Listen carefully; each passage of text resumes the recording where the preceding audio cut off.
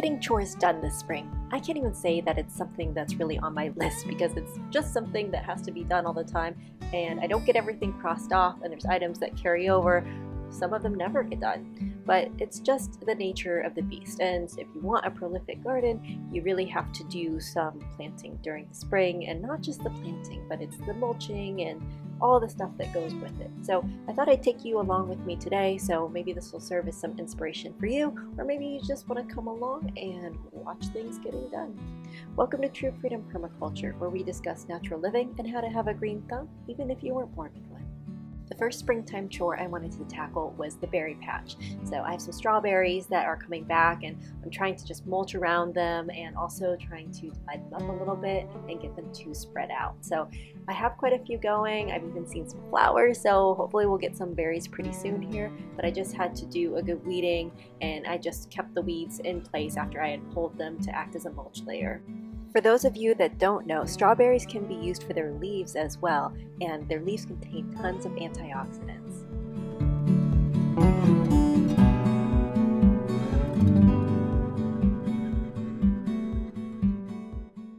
Now let's flash forward a little bit. All this hard work did pay off because I started to see the strawberry flowers and eventually the little strawberry fruits, which will hopefully eventually become these juicy red berries pretty soon. I went ahead and I did the same thing for my blackberries.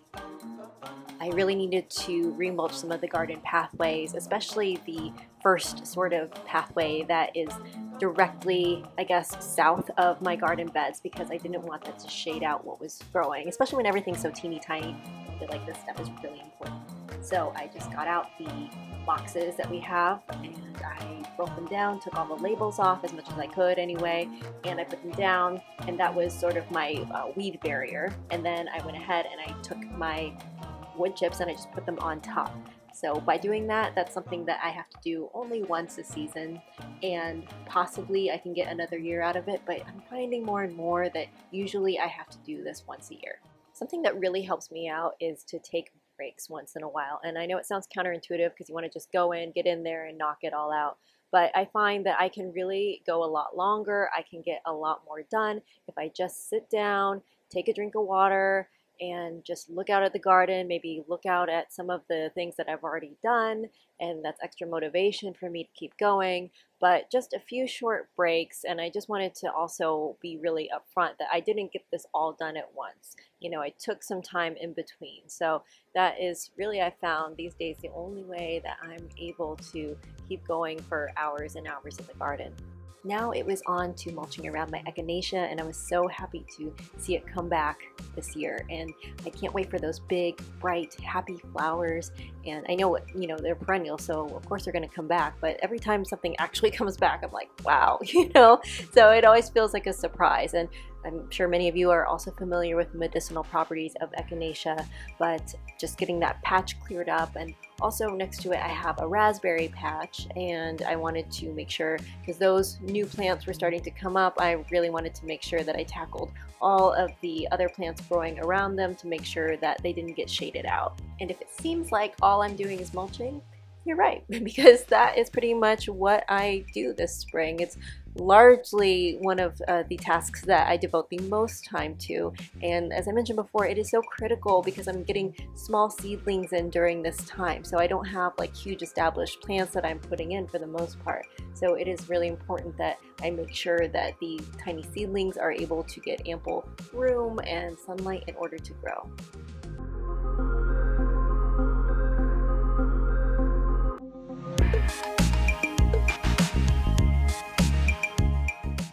Next up were the tomatoes and peppers and ground cherries that I had started from seed.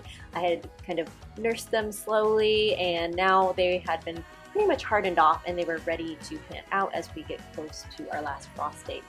And for those of you that have seen some of my videos from before, you will know that I am doing a pared down version of my normal garden this year because I do have a small child. Obviously, he's my priority, and that's okay. It's just going to mean that I am able to do a little bit less in the garden this year. So I planted what I really wanted to focus on.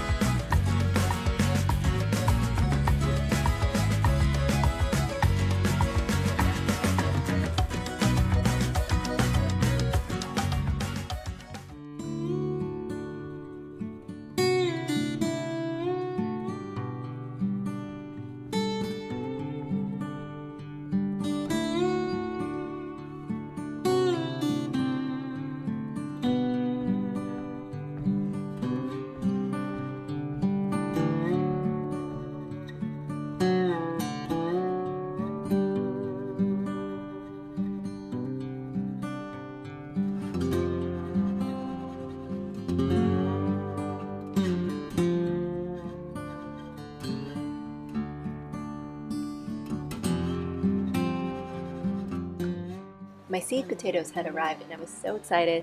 I had let them sort of sit in a somewhat sunny room for about a week, and then see, the day before yesterday I had just looked at them and cut some of the larger ones up in order to have more potatoes to plant, and I let them sort of form a skin where I had the cut mark, and then once I did that I planted them in the ground. Finally, something I was really looking forward to was getting this gorgeous dahlia in the ground. My coworker was so thoughtful and he got all of the moms at our work a Mother's Day gift of these beautiful, beautiful dahlias. So I love getting gifts like this because whenever I look at the plant, it reminds me of the person who gave it to me. So I got it in the ground. I'm going to plant it next to some cilantro patches and some bee balm patches that I have going on, and it makes a very stunning addition to the garden.